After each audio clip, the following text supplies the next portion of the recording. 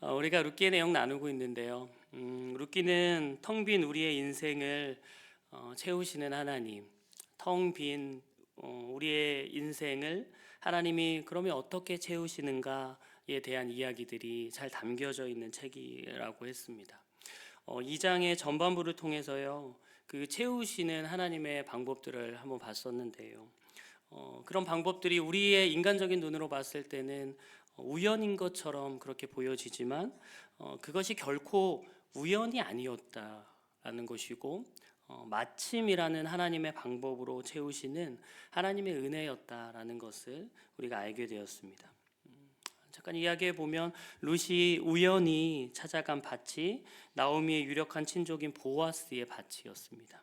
그리고 그렇게 룻이 밭에 우연히 들어가서 그렇게 이삭을 줍고 있는데 그 밭의 주인인 보아스가 우연히 그곳에 도착하게 되었었습니다. 모든 것이요 다 우연인 것처럼 그렇게 보였습니다. 하지만 그 모든 일들이요 결코 우연이 아니었다고 성경은 말해주고 있습니다.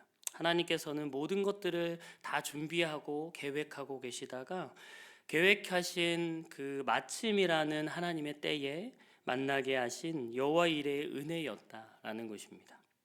그렇게 하나님의 계획하신 가운데에 룻은요 이제 보아스를 만나게 되었습니다. 오늘 본문을 보면요 그렇게 만나게 된 룻과 보아스가 이제 대화를 시작하는 장면이 오늘의 장면입니다. 여러분, 일전에 잠깐 말씀드렸지만 사실 보아스는 룻과 서로 대화를 나눌 만한 그런 사람 아니었습니다. 보아스는 2장 1절에서 소개하고 있듯이요, 당시 사회에서 유력한 자였습니다. 쉽게 말해서 어떤 사람이었습니까? 당시 사회에서 어느 정도 영향력을 미치는 부도 가지고 있고 영향력을 미치는 그런 높은 신분에 있는 그런 사람이었습니다. 근데 룻은 어떤가요? 이방 땅에서 온 이방 여인입니다. 그녀는 게다가 과부였고요. 지금 이삭을 주어야만 생계를 유지할 수 있는 최하층민이었습니다. 쉽게 말하면 거지였습니다. 신분상으로 보면요, 보아스와 룻이요 서로 얼굴을 마주해서 대화하는 것이 사실 불가능합니다. 가까이 하기 보아스 입장에서 좀 꺼려지고 말을 섞는 거 상상하기 힘든 그 정도의 신분 차이가 있는 두 사람의 관계입니다. 그런데 본문을 보면요 룻이 보아스를 따라가서 말을 거는 게 아닙니다.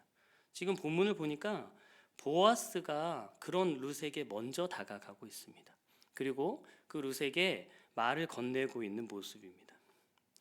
그런데 단순히 이렇게 대화를 나누는 그 정도도 아니고요, 그 룻에게, 그 최하층민인 그 룻에게 여러 가지 공급과 보호의 약속들을 하고 있는 보아스의 모습을 오늘 본문을 통해서 우리는 보게 됩니다. 한번 쭉 말씀을 읽어가면서 살펴볼 텐데요. 가장 먼저는 지금 룻에게 가장 필요한 곡식에 대한 수입, 충분한 수입에 대한 약속을 하고 있는 모습입니다. 8절을 보실까요? 보아스가 룻에게 이르되 내 딸아 들으라, 이삭을 주우러 다른 밭으로 가지 말며 여기서 떠나지 말고 나의 소녀들과 함께 있으라 하고 있는 보아스입니다.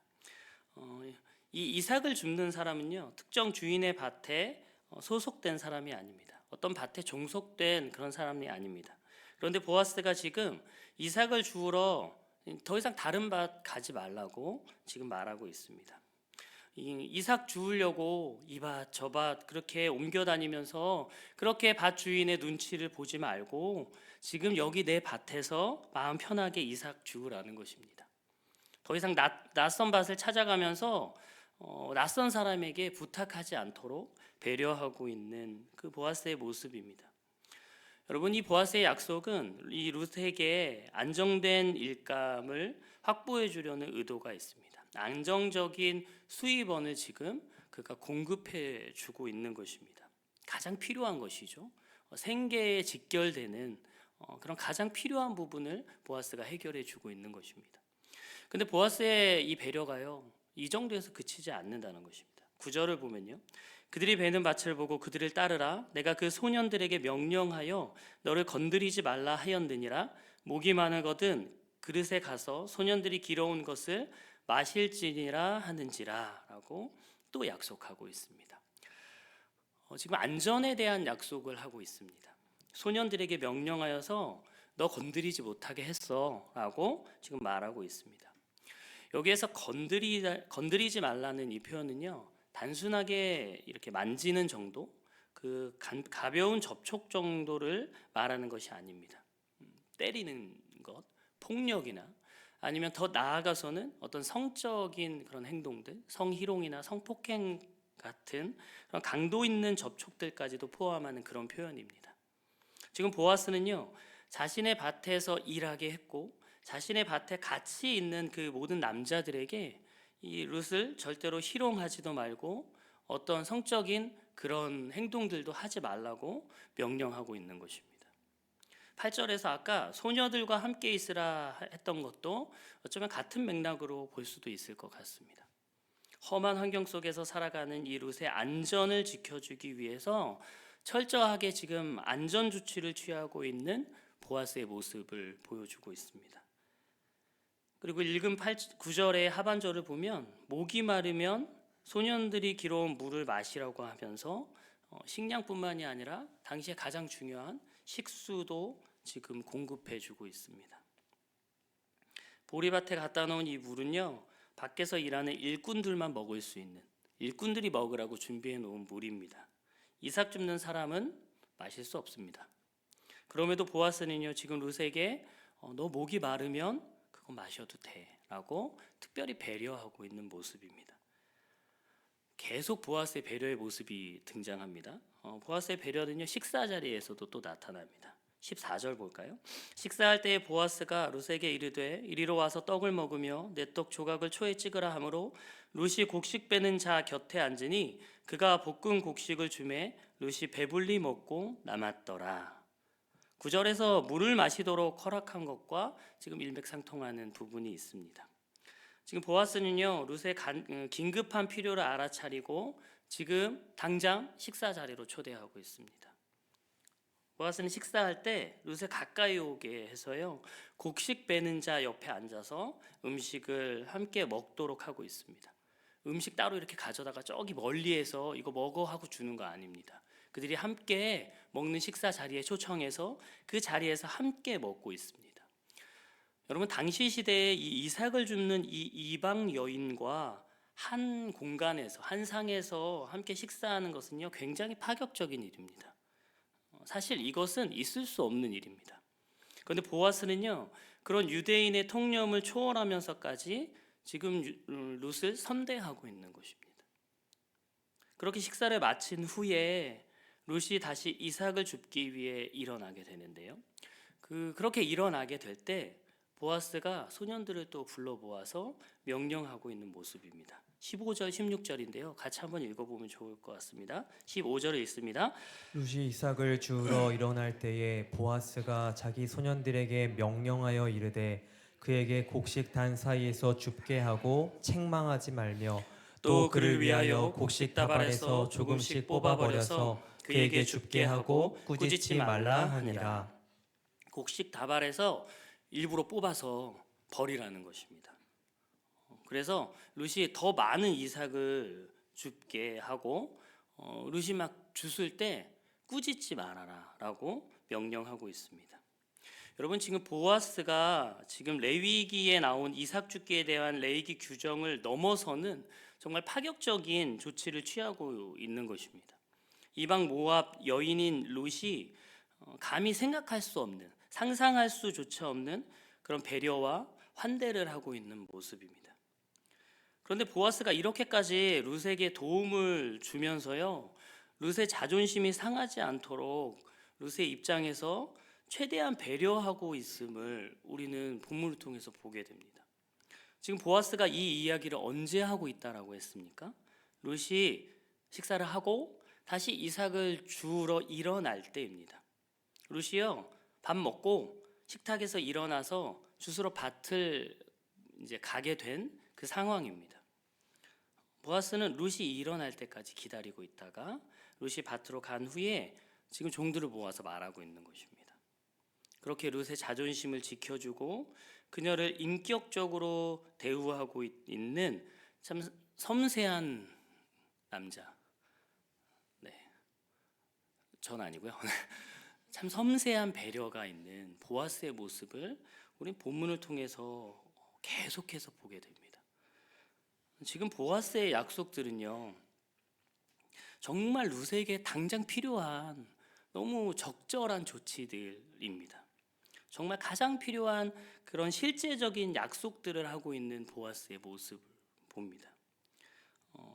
참 섬세하구나 하는 모습을 보게 되죠. 보아스는 그렇게 이방 땅으로 와서 지금 모든 것이 불안하기만 한 룻을 위한 정말 단단한 보호의 울타리가 되어주고 있습니다.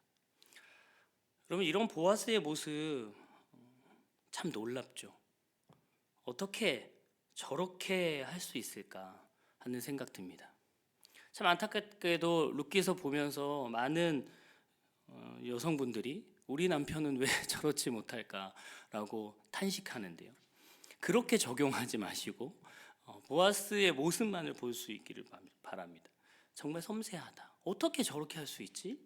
라는 생각이 듭니다. 그런데 이런 보아스의 모습, 이런 은혜에 사실 우리도 놀라지만 누구보다 놀란 한 사람이 있습니다. 누구죠? 룻 본인입니다. 그래서 룻은 놀란 마음으로 지금 보아스에게 이렇게 묻고 있습니다. 10절인데요.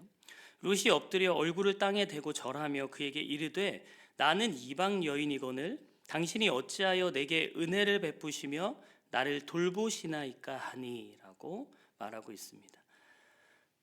지금 엎드려 얼굴을 땅에 대고 절하는 것은요, 높은 지위에 있는 사람을 대하는 자세입니다. 가장 겸손한 자세를 취하고 지금 룻이 보아스에게 말하는 것입니다. 나는 당신들이 혐오하는 그런 이방 여인인데 왜 저에게 이렇게 큰 은혜를 베푸시고 지금 나를 돌보시는 겁니까? 이렇게 묻고 있는 것이죠. 룻이 애초에 기대했던 것은 그저 어려움 없이 이삭을 조금 줍는 정도, 그 정도였습니다. 그런데 지금 보아스를 통해 받은 은혜는요, 지금 그녀가 생각지 못한 것이었습니다. 상상할 수조차 없는 그런 엄청난 것이었습니다. 그래서 지금 그녀가 지금 그 은혜를 받고 지금 이렇게 묻고 있는 것이죠. 정말 아무런 자격이 없는 나를, 왜 그런 나를 이렇게 선대하냐는 것입니다. 왜 그런 나에게 호의를 베푸냐는 것입니다. 외적으로 볼 때, 세상적인 어떤 기준으로 볼 때 나는 이런 호의를 받을 만한 그런 이유 내가 봐도 없는 것 같은데 이렇게 큰 은혜를 베푸는 이유가 무엇이냐고 지금 보아스에게 묻고 있는 것입니다. 여러분, 이런 룻의 질문에 대한 보아스의 대답은 무엇이었나요? 보아스가 룻에게 이런 큰 은혜를 베풀었던 이유와 그 행동의 근거가 무엇이었습니까? 그 답이요, 본문 11절 12절에 나타나는 것 같습니다. 11절 같이 보실까요? 보아스가 그에게 대답하여 이르되 내 남편이 죽은 후로 내가 시어머니에게 행한 모든 것과 내 부모와 고국을 떠나 전에 알지 못하던 백성에게로 온 일이 내게 분명히 알려졌느니라. 내게 분명히 알려졌느니라 라는 이 문장은요, 강조 형식에 사용된 구문입니다. 즉 보아스가요, 룻의 행실에 대해서요 확실하게 내가 들었다는 것입니다. 확실하게 내가 알고 있다는 것입니다. 지금 보아스가 그러면 확실하게 알고 있다는 이 룻의 행실은 무엇입니까? 위에 나온 남편의 죽음 이후에 룻이 시어머니에게 행한 모든 것들이다라고 설명해 주고 있습니다. 이어서 더 쉽게 말해서 그녀가 부모와 고국을 떠나 이전에 알지 못하던 백성에게로 온 것이다 라고 또 부연 설명하고 있습니다. 시어머니를 보필하고요, 고국을 떠나서 이렇게 먼 이방 땅에 온 그 일을 보아스가 다 잘 알고 있다는 것입니다. 확실히 알고 있다는 것입니다. 그런데 그 다음 구절 12절을 보면 그런 룻의 행동이 무엇으로부터 말미암은 건지, 그런 선택을 하게 된 이유가 무엇이었는지를 확실하게 밝혀주고 있습니다. 12절도 같이 한번 읽어보겠습니다. 함께 읽습니다. 여호와께서 내가 행한 일에 보답하시기를 원하며 이스라엘의 하나님 여호와께서 그의 날개 아래에 보호를 받으러 온 내게 온전한 상 주시기를 원하노라 하는지라. 아멘. 그런 선택을 하게 된 이유가 무엇이라는 것입니까? 하나님의 날개 아래에 보호를 받기 위함이었다는 것입니다. 룻이요, 그런 선택을 한 것은요, 하나님 날개 아래 보호하심을 받기 위함이었다라고 기록하고 있습니다. 룻이 단순히 지금 그녀가 온 베들레헴이 모압보다 살기 좋아서 이곳이 온 것이 아니입니다. 이스라엘의 하나님 여호와의 날개 아래에 보호를 받으러 왔다는 것입니다. 1장에서요, 룻이 나오미에게 그 선택하는 장면에서 말했던 그 말에도 같은 이유가 나와 있었습니다. 1장 16절 하반절에 보면요, 어머니의 백성이 나의 백성이 되고 어머니의 하나님이 나의 하나님이 되시리니 라고 고백하고 있습니다. 룻이요, 시어머니와 함께 베들레헴으로 이렇게 오게 된 것은 하나님이 나의 하나님이 되고 내가 하나님의 백성이 되고 싶은 그 마음 때문이었다는 것입니다. 다시 말했어요, 룻의 지금 모든 선택과 그 행동의 동기가요, 하나님을 향한 신앙 때문이었다고 말하고 있는 것입니다. 정리해보면 보아스는 룻이 하나님의 날개 아래 보호를 받으려고 베들레헴으로 온 것을 잘 알고 있었고, 그런 그녀의 신앙의 결심을 보고 그녀에게 은혜를 베풀었다는 것입니다. 룻의 어떤 외적인 조건이나 외모나 배경이나 그런 것들 때문에 지금 보아스가 이렇게 은혜를 베풀고 있는 것 아니라, 오직 은혜를 사모해서 은혜로 하나님의 은혜의 자리로 나아왔던 그 마음의 중심을 보고 은혜를 베풀고 있는 보아스의 모습이라는 것입니다. 룻은요, 하나님의 은혜 가운데 살기를 바라는 마음으로 지금 베들레헴으로 돌아왔습니다. 그리고 그곳에서 하나님이 예비해 놓은 보아스를 만났고요, 보아스를 통해 은혜의 자리로 나온 자에게 조건 없이 베푸시는 그 하나님의 은혜를 지금 경험하게 되었습니다. 룻은 보아스를 통해서 따뜻하고 자비가 넘치는 하나님을 만나게 되었고, 보아스의 모습을 통해 하나님의 마음을 보게 되었습니다. 여러분, 이것이 하나님께서 하나님의 마음을 하나님의 자녀들에게 보이시는 방법이 아닐까 합니다. 여러분, 가만 생각해 보면 이 룻이 시어머니와 함께 고향으로 돌아온 이 이야기, 뭐 그렇게 대단한 이야기 아닙니다. 그냥 스쳐 지나갈 수 있는 어쩌면 평범하고 그냥 소소한 그런 이야기입니다.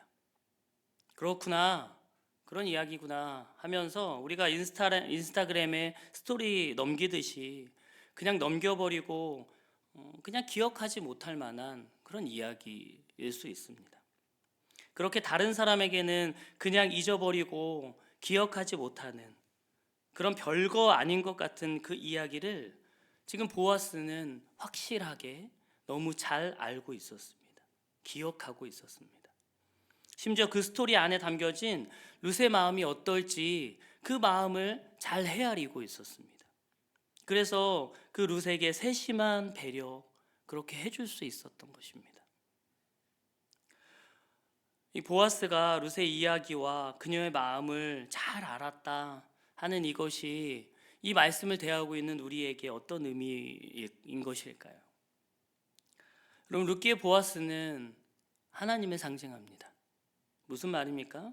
하나님께서는요, 우리의 작고 우리의 정말 초라한 그 이야기들, 우리의 삶의 그 소소한 평범한 그 이야기들 다 알고 계시다는 것입니다.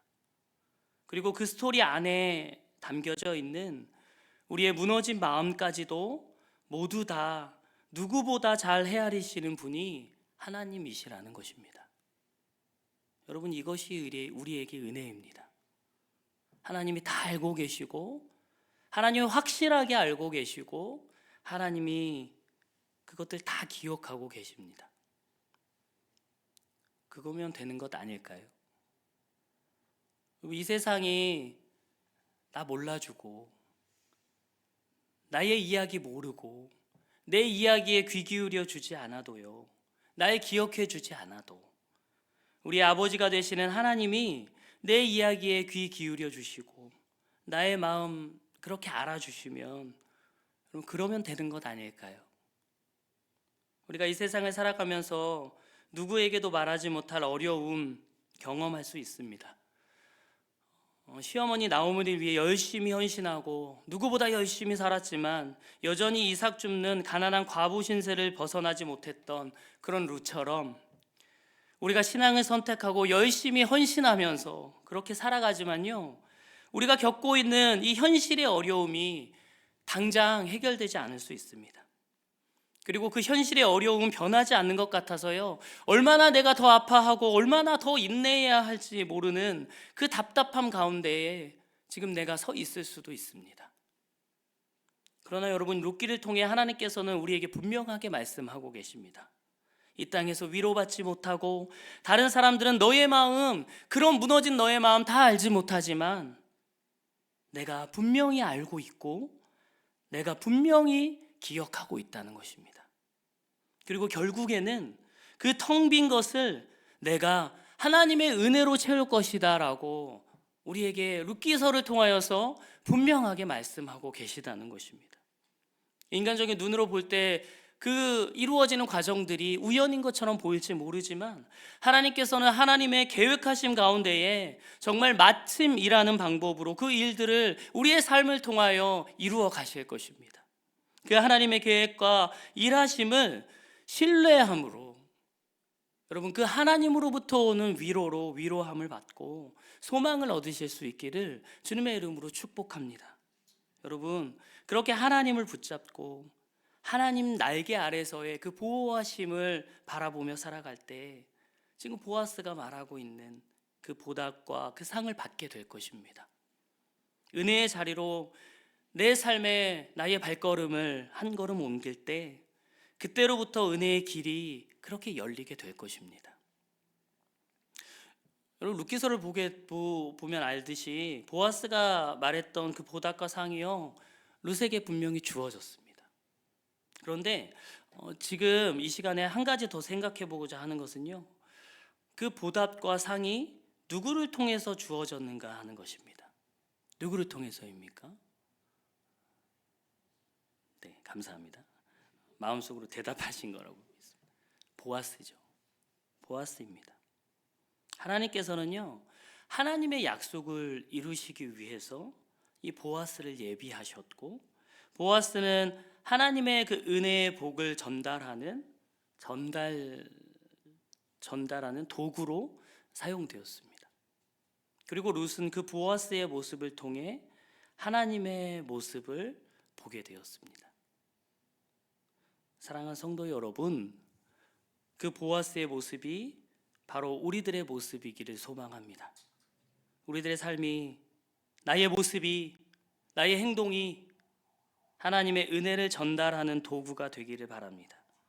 우리가 하나님의 마음을 보여주는 믿음의 사람이 될 수 있기를 축복합니다.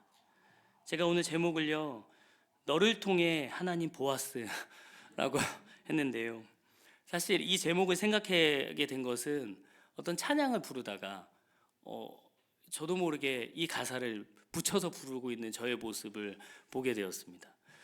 앞서 찬양했던 그 찬양인데요, 너를 통해 하나님 보아스. 네, 이제 앞으로 그 찬양할 때 이제 생각나시는 역사가 일어날 것입니다. 네.